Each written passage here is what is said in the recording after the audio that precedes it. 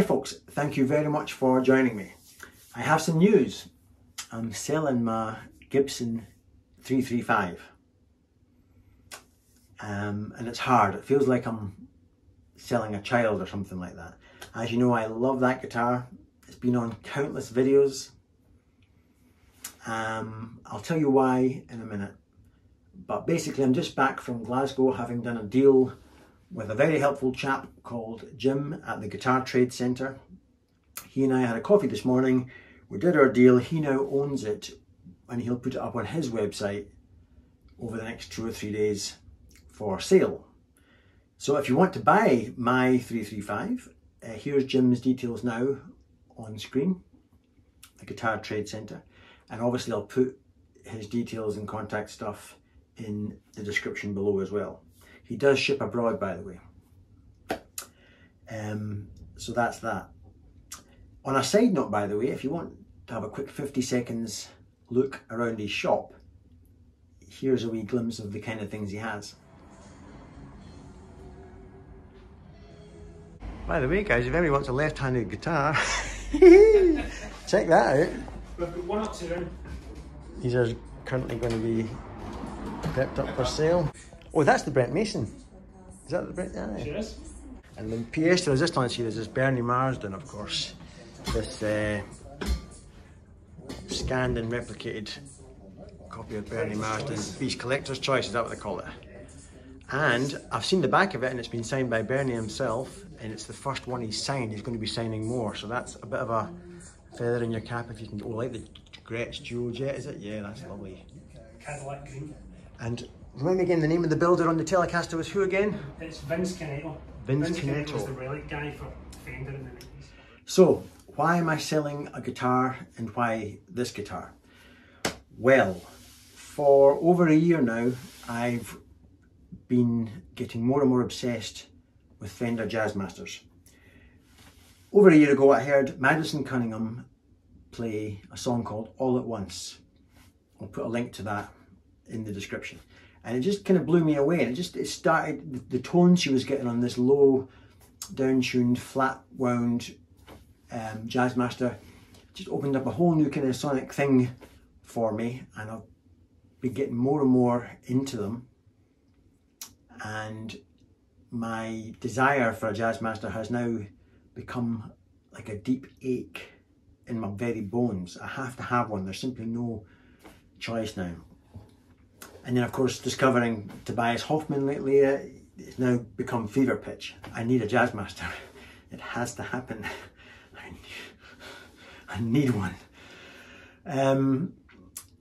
I've played all kinds of Jazzmasters over the last year, from Squires through Fender Vintera, which was good, to Fender Professional, and then all the way up to the Fender Custom Shop. And you know me, the Squire is not going to cut it. The American Professional is all very nice, and the Vintera was particularly good. But all the gloss polyurethane, I cannot do it. I'm sorry, I'm a guitar snob. It cannot happen. I need Custom Shop. But, and by the way, I played a Custom Shop, and as suspected, it flowed like butter, and it felt of a quality of everything else in the room. But I can't afford £4 asking price for a Custom Shop. So what do you do when you want a Custom Shop quality and you can't afford Custom Shop? You contact Nick Oswald. So Nick has kindly agreed to take me onto his books again, and I've placed my order for a Nick Oswald Jazzmaster. I'll put a wee picture on screen now of the kind of look that I'm after. So I've spec'd something like that. I want a nice vintage 7.25 inch radius. I want a dark rosewood board, some sort of sonic blue, maybe meets surf green, faded, aged, cracked lacquer, dings and dents, but no paint missing really, just the occasional chip, that kind of thing. Nothing too heavy. Just look old. I just want it to look old and have vibe. I know it's silly, people hate relic guitars, people love relic guitars, but I'm on the relic side. So that's why I'm selling a guitar. As to why I'm selling my beloved 335, well, I'm more of a Gibson Les Paul guy than a 335 guy. And as I look around the room for something that I could consider selling, I look at the gold top. Not on your Nelly could I sell that. It excites me just looking at that. I'm looking above your head because it's above there. It excites me too much even just to look at that guitar. I love that guitar. I look at my Black Beauty Les Paul. No way am I selling that. It's stunning. It excites me again to look at it. My Junior, all of you seem to say every time I play the Junior, it seems to have something special in its tone. I can't get rid of the Junior. That, I will grab that first and then my wife if there's a fire. Sorry Rachel, I'm obviously joking, but that's just my favourite guitar ever. The Telecaster, I'll be buried with that guitar. That's just essential. And my Oswald Strat, although I'm not a Strat guy, that Oswald Strat is the best Strat I've ever played. Hardtail and... So by losing the Gibson 335, I don't lose the Gibson sound. I've got that Gibson humbucking sound a few times over in this room. And 335s, let's face it, are a bit bigger, they're a bit less comfortable than a Les Paul. And so it's just the one that maybe loses out 1 point in the summary as I look around. So that's why the 335 is the one. But do I want to get rid of it more? You know, I want a Jazzmaster more than I want a 335. So that's why I'm doing that. Anyway, so yes, finances. So ultimately, I cannot afford to get myself into any debt. I have, as you know, I want to retire, if I possibly can, at age 60.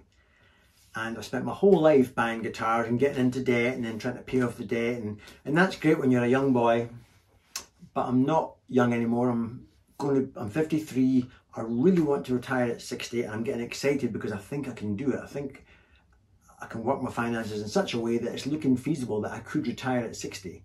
But if I continue to do what I've always done in my life and go and buy another guitar and get into debt, I'm going to derail those plans, and no guitar, not even a Jazzmaster, is worth that. So that's why I had to get rid of one of my guitars. Anyway, let's let my 335 have the last say. I'm going to just play us out with a little thing that I wrote a while ago on my 335. You'll see, if we take one quick look at the 335, the gorgeous flamey top that it has and back, the dark neck, just a stunning looking guitar. And when you play it acoustically, it's mellow. It's not got a bright jangle. It's a very mellow, warm sounding guitar before you even plug it in.